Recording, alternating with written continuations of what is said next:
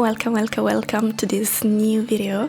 Today I'm going to talk about a topic that has always fascinated me, and I want to give it a bit of space on my channel because, I feel like it isn't talked about enough. I was wandering around in Red Dead Redemption 2 and I ended up in the Wapiti reservation, and at some point I just stopped playing the game and started looking at the buildings instead, which honestly sounds very on brand for me.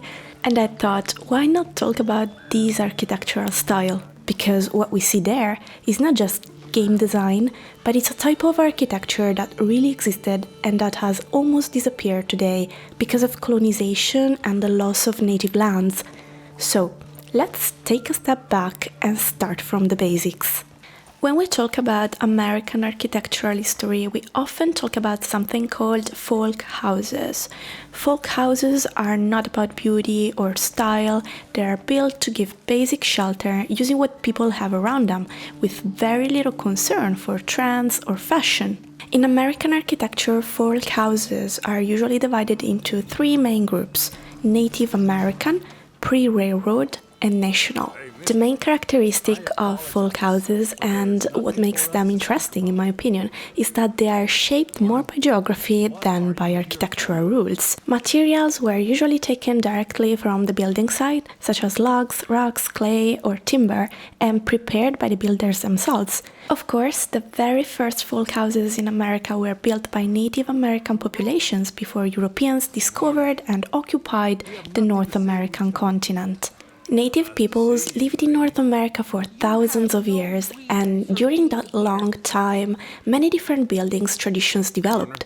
So when Europeans arrived, they didn't find one single type of house, but many different ways of building and living.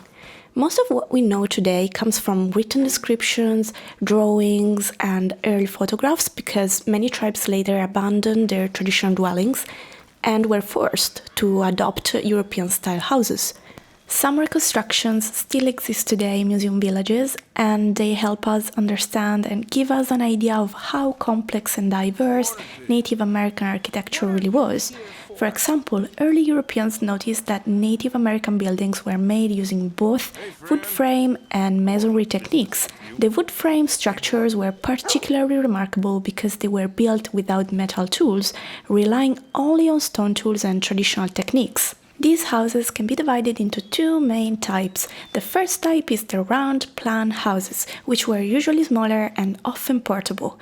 These were common among nomadic or semi-nomadic hunting societies.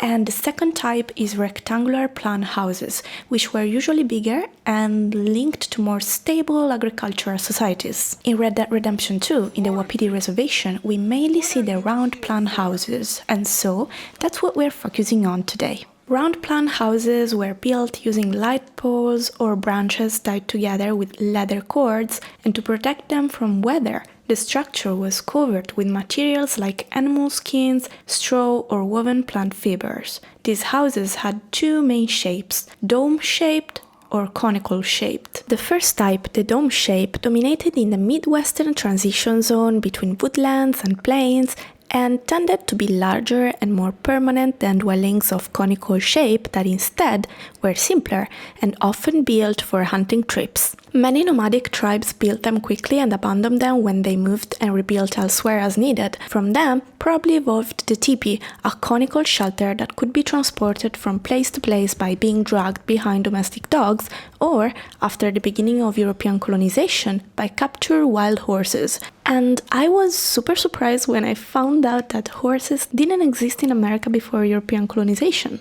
Like, what? But going back to the tipis, we know that early tipis were made with straight poles tied together at the top, forming a cone and covered with hides and mats, and they were held down using extra poles. But later on, this structure evolved into what we know as the plains tipi, that instead of many separate pieces, used a single large covering made by sewing together carefully prepared buffalo hides.